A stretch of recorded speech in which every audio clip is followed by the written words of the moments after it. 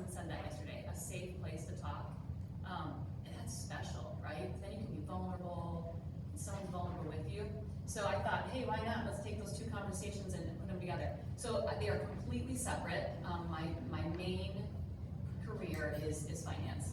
But then it was like 2010, I thought, I'm gonna get licensed as a nutrition coach because I'm doing this anyway. So that's kind of how it happened. It's not a business that I make money on, but I do it anyway, and it's my passion. And that probably came first, because I grew up always the thin one, the tall one, the one that we, look at her and like be pointed at, and I just hated it. So the confidence level for me was very low. Like I grew up like wanting to like hide in big shirts and just duck out because I didn't want to be looked at. And so when I met Deanna, that was like the biggest thing. I'm like, girl, there's some confidence issues you're gonna have to work with me on here. I mean, I may look like I know what I'm doing, but I don't know what I'm doing. So the logic is there, but I could not present myself well. So this is where I come in, and Deanna's been a huge help. So with that being said, how would you say the confidence in your style has boosted the confidence in your business? Yeah, that's a good question. So I see it in my clients, and I don't know what it is, but like all of a sudden I kind of amped it up a little bit. This has been 2 years I've been working with Deanna, and the clients are coming in and they're like, okay, I have a meeting with Heidi, and so I can see their style is like, they're like, what can I do different? And I can just see if it's the shoes or a belt or something they're trying. And I'm not doing anything. I'm just showing up and being who I am. And so that's happened, and also the confidence in the partners that I work with. They can just see it's like, okay, not only do you know what you're doing, but you're looking better, and their confidence is there. So that's helped. Do you have a certain walk? Do you walk in? You strut? Don't practice? Should we? I think we should see a strut. I don't know. I could maybe make a strut quickly. Do it. Should I make a strut? Yeah. Guys, Like, how do you walk into a room? how do you walk into a room? I don't know. Let's see. Just like,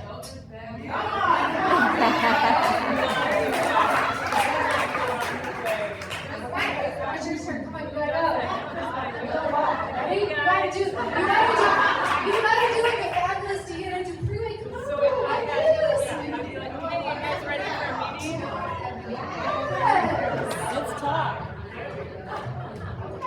I love it. Let's do it. And she can help you with your money. So tell us a little bit about when you stepped into that financial world. Obviously, there's a lot of things you have to overcome. If you had to name one, I'd be up here all day if I talked about my limiting beliefs and fears, but if you had to name one, the biggest one that you had, what would you say, something that you're really proud of that you overcame? Well, growing up single mom, I had a single mom, and the hardest thing for us was budgeting. Yeah, like how are we gonna put food on the table every month? And so I saw that at a young age, and I thought, oh my goodness, we can make it if we just try, right? So I always had that like limiting belief, like, can I really make it? And then I'd go back and think, no, we can have fun with this. My mom would play games with us. She'd be like, okay, girls, we are going to try to get the electric bill down. So let's try not to turn the lights on, do whatever you can do, and let's see if we can get it down to a number. And I was like, wow, we can have fun and budget. So that's kind of what I thought. So that was instilled in me. Like, how can I empower people that it can be done? We just have to know what our core values are. We have to know like what do we want in life, and we can get there. And it's not a number. It's our heart. We can't lie to the heart. So I try to work with people on that, because that was my limiting belief. So it's like I just try to work with the heart, and the money comes later. I love that. That's awesome. So don't think so much about a number. That just think about what you love and how you want your life to look like, and take it from there.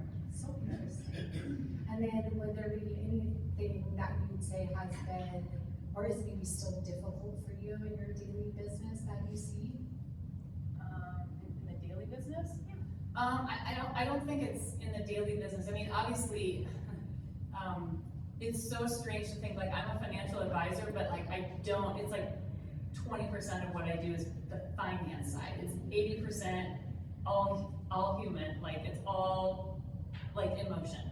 So when we look at like where we're at now, like the world, like everything in life, we can go back 80 to 100 years and we can look at like, I'm gonna go, this will be real brief, but like the Great Depression, okay? Some of us lived it, some of us had people. We're not there now, but we're seeing things unraveling, like what's going on, right? So those are the things that I have a hard time with, is like, because I'm in this industry and I'm trying to help people through it. You know, let's not get wrapped up. Things are being revealed, that doesn't mean we don't know what it is, but it's the unknowns. That's probably the hardest. So then I have a personal question. I just checked my stocks and they went down like $16,000. What are you gonna tell me? I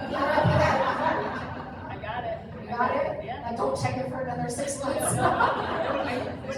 love that. But I do. I love these times because it's like we can work together. Absolutely. Okay. Like this is, yeah. So even if you all are in the same boat, just hold on, hold Yeah. on.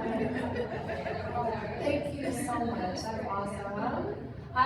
To move to our next panelist, Kim Boyke. So a teacher and an educator for 27 years, and kind of still, right? Just in a different light of that. And I'll use a term, you can correct me if you don't want me to use it, but when I first met Kim, she explained what she did, and it's so cool because we all define entrepreneurship and business ownership differently. And I thought it was just the neatest thing, and when we were doing a specific thing with Deanna, we kind of came up with a slogan of your franchise friends. And I think it's really cool, so I want to give you a moment just to explain what it is that you do, because I think a lot of people don't really know that this even exists, that there's a choice, that there's different avenues to get you to the same outcome of business ownership if this is the route that interests you or resonates with you, or, and then there's so many options in there, but I'm going to let you go into a little bit more detail about it. Thank you. Yeah, so I love how Stephanie had said that we were in that activity, and then she said, I think of you as a franchise friend. I'm like, oh, I like that.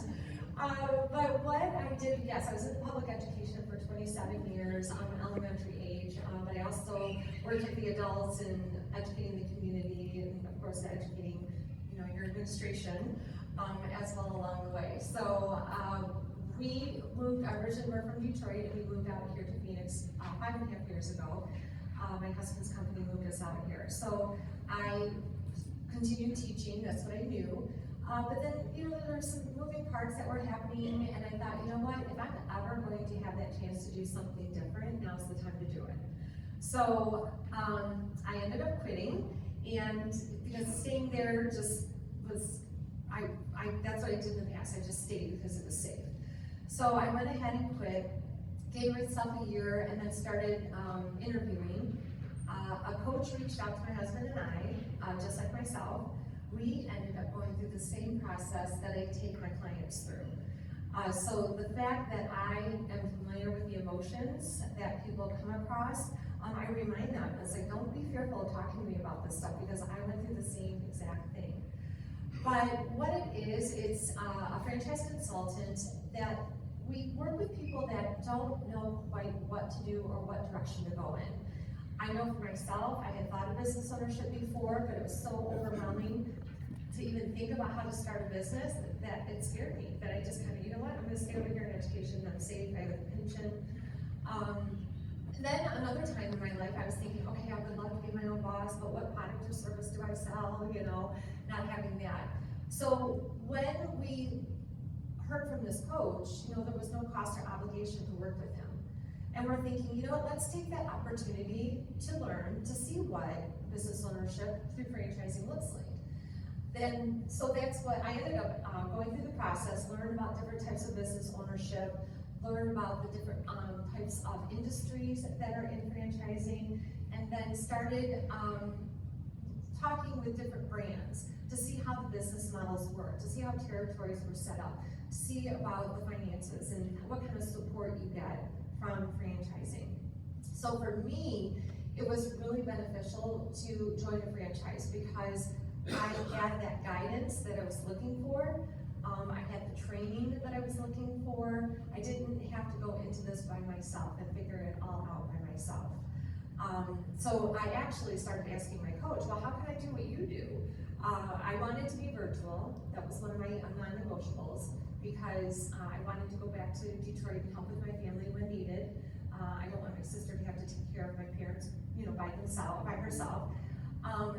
But also, if my husband's job moved us again, I didn't want to have to quit what I was doing to start over. That was a hard thing for me. So I went ahead and learned about the Entrepreneur Source, and that was the brand that I picked for myself, the franchise. So I am actually a franchisee of the Entrepreneur Source.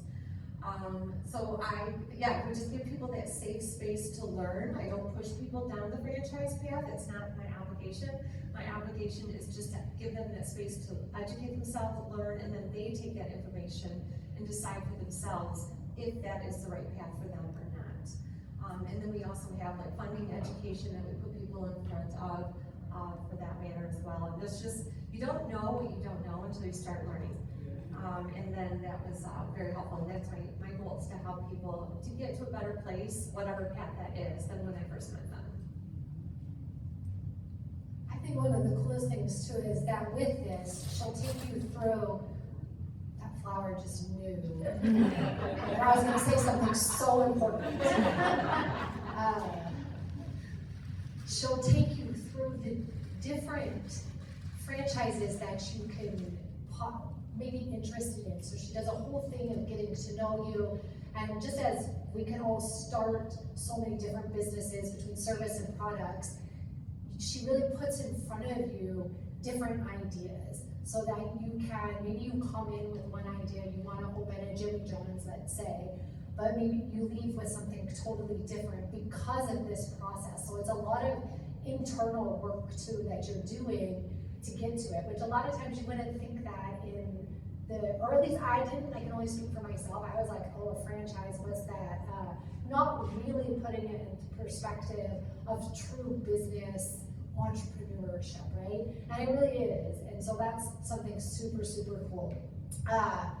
Now, would you say, if you had to pinpoint one fear, obstacle, whatever, you mentioned that you left the teaching where you're safe and you have a pension and you have all that stuff. Was there something on the onset of that? I'm trying to make sure, like, if anybody's out here like, oh, I'm trying to take this leap of faith, I'm not sure I want to, it's so dang, I'll use that word, scary to do that. And so I think there's a lot of stuff that comes up. Is there something specific for you, having been in that one industry for quite a good period of time? First of all, I just reflecting on my whole life, I always had that gut feeling, and I know many of us in this room have had that gut feeling that there's just something more for you. You just maybe don't know what it is. In Michigan, I'll be honest, I stayed in education because of that pension. Moving out here, I wasn't going towards the same pension.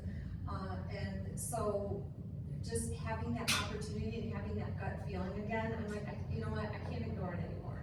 I just need to do something about it. There's something out there for me, and I don't want to live with what if. I would rather try something and it not work out and learn from that experience than always wonder, what if I would have done this, or I wish I would have tried it. That's just kind of like what prompted me to go ahead and do that. I love that. I was one of those what if people. I would rather what if, like not what if myself, but like fall on my face. I'm gonna fall on my face, and then I'm gonna learn to pick myself back up, right? And so those just, I thought I want to take this risk rather than regret that I didn't.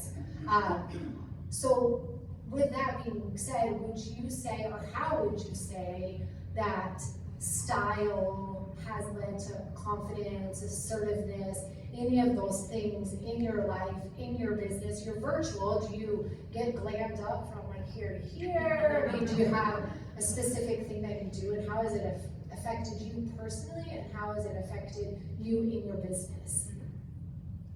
Great question, and of course, it's gonna come back to the fabulous Deanna Dupree. So, yeah, so being in education, teaching, I was an interventionist, in the classroom, 4th grade, 2nd grade, 1st grade, used to buy nice clothes, but realized magic marker, glue all over myself, it just wasn't worth it. So I didn't spend the money or to look glamorous, in an educational environment. Sure, parent-teacher conferences, sure, we dressed up a little bit more on those nights. But coming into this field and meeting Deanna, I met her through a SCORE event that she was speaking at, and I knew immediately I needed to, speak with her and meet with her. I needed the guidance because my best friend and my sister were always the ones that would pretty much dress me at home. Give me a t-shirt, a pair of jeans, and I'm a happy camper. So they were always, well, they're not here now. They're not here with me. So Deanna, we ended up hiring her and having help myself and my husband as well. He needed a little help in that area. So, but it really does, my fear was, how am I gonna get people to respect me? Because in education, unfortunately, we're not respected, for the most part, by the public. You're just a teacher, and how we didn't have merit. So coming to this particular position, I worried about that. So when Deanna gave me outfits to wear, that I would show up, not only in sound professional, I looked professional, and people did respect me, not because they would tell me by the things that they said, the feedback that they would give me. I'm asking them if they had a value, did you find value in what we did? And just their feedback, I can tell that I was being respected. And I think having that dress, having that style, it did give me confidence to portray, because I could be in t-shirt and jeans and portray confidence just as well, but it wasn't working the way I did it. So Deanna not only found style for me, but she encouraged me with her words and wisdom, and helped me in that way as well. I love that. So I have to say two things. I have a 11-and-a-half-year-old and a 10-year-old, and I have the utmost respect for teachers all day long. I only have two of them. And my son, just like you said, I would not buy nice clothes or wear them if I were a teacher, because how toothpaste can get from the bathroom to the wall of his room to downstairs in the kitchen, how is that possible? And I so much respect for that profession, and just an amazing thing to have done for so long a time in your life, and then just step into this. But it's also really cool to feel good, right? It's not necessarily the clothes, it is the clothes, but it's like how you feel in the clothes, right? And they're telling a story, and they're helping you tell your story. And I think Deanna does a really good job at listening, honing into what you want to do, and then allowing your personality to come through in the clothes that you wear. That then gives you even more kind of power, or empowerment is probably a better word. I am going to do the same thing here. So do you have a walk? Oh. How did you walk into the room? I'm on Zoom, I don't have a Oh, that's such a okay. So the Zoom, internet, Facebook, they're good for a lot of things, but you're not getting away with it. Because they want to walk.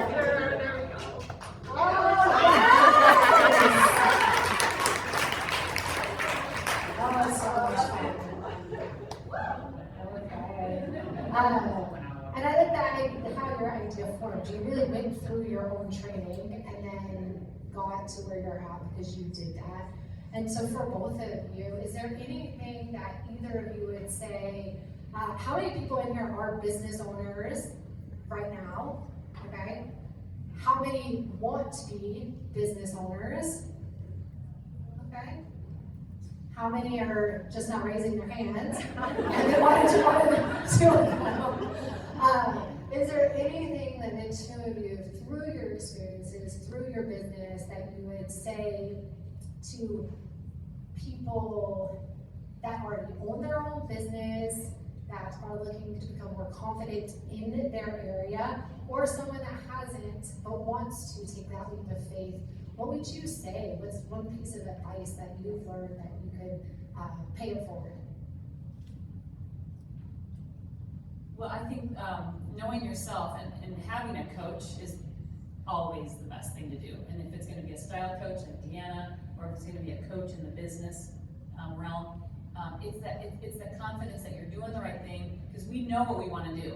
It's like this walk, right? We're walking in our lane. Like, what's our walk? I love that. So like, what is our walk? Which walk do you have? But the confidence comes from having somebody with you. Now, we all have that belief in God, right? So that's already there. But then who's with us that's going to give us that empowerment also down here to walk alongside you as well? Is that human touch? So definitely a coach. I would say that's what happened with me.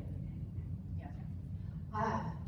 I wanted to make a point with Heidi before we move on. I think that's amazing. A coach and God, they go together pretty seamlessly. I did have one more question for you, and I don't want to forget to, because I looked at the name of your company, and it's called Cambius. Cambium. Okay, Cambium. And I actually looked up the meaning, because I was like, there's a tree in this, and there's got to be more to this than, like, this logo is something. And so I looked up the meaning of it, and I want to ask you if this came to you or how it came to you. So it's a period of transition or change, or a place or state of potential for growth and development. How cool is that? So we have a financial person that's purposefully helping you with your investments and really getting to know you. So that name is purposeful. Okay. Because I really went into a deep dive. I was like, oh, she meant to do that. That was a ton of thought and to get out there. So that the founder is Tom Taylor, who is now 77, and he'll retire out about 3 to 5 years. His daughter, biologist, came in and she bought the business. And so her and I are about the same age, and so we're going to take it down to the next generation. And Cambium was like that. What are we going to do? What are we going to do? Because it was not Cambium. It was his last name. It was Taylor Financial Planning. You know what I mean? So we're like, what should we do? But Cambium was, you know what Cambium, I mean, if you were to look at trees, I told someone this last night. You cut the tree and you see the rings in the tree. That's Cambium. That's the growth of the tree. How long is it? So it's like, that's the growth. That's like how strong it's been. That's like what it's been through. And that's kind of what we're doing with people, is we're helping them through these transitions and the growth that we want to have. So that's Cambium. That's awesome. And there is an actual definition for the botany of it too. Like this was I told you I went on a deep dive back in. I was like, oh, this is so cool. So going back to the question, Kim, is there something, if someone is desiring to become a business owner, or maybe they already are, they want to, I was going to say level up, but I'm going to say scale up. If they want to scale up, what would you say, or what type of advice would you give them? Two points on that. I always tell my clients to find people, other business owners, find out and start hanging out with them. What makes them successful? There's just an energy around people that are in that realm that you want to kind of feed off of. Another thing is to make yourself uncomfortable. Get out of the comfort zone. The comfort zone is safe and you are not growing. You are doing your living status quo. If you are not uncomfortable, you are not growing. So check yourself. Am I comfortable? You know what? And when I always think of things and tell people, they're not mistakes that people are going to make. They're all opportunities. You're learning from those opportunities, and who knows what opportunities are going to be at the end of that road, but you have to take those steps to get there, right? So I think the hanging out with people that have that like mindset, and then definitely pushing yourself to get out of the comfort zone. So I have to share a quick story of how Deanna and I met, talking about getting out of your comfort zone. We were at a SCORE event, and I mentioned what I did, and she said, you have to come to this event. This was Friday. She said, my event's on Sunday. You have to set up. And I looked at her, and I was like, I have my kids, I don't know. And so she just looked at me, and not in a rude way or whatever, But it was like, you know what, I can make that happen. It was just the look of like, come on girl, you got this, you can do it. And so I just immediately changed my response, showed up at this event, and I think it goes to both things that you were saying, Kim, is that it took me so far out of my comfort zone that I just met this person, right? Like 30 seconds ago.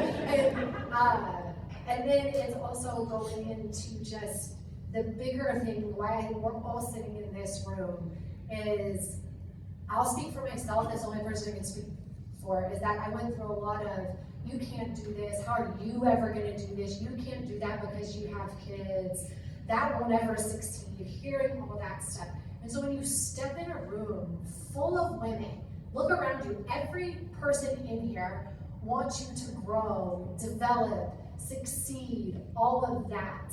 That is what you want in your life. The people that are going to cheer for you when you shine, want you to shine brighter, and if you fall, they're gonna come and they're going to pick you up.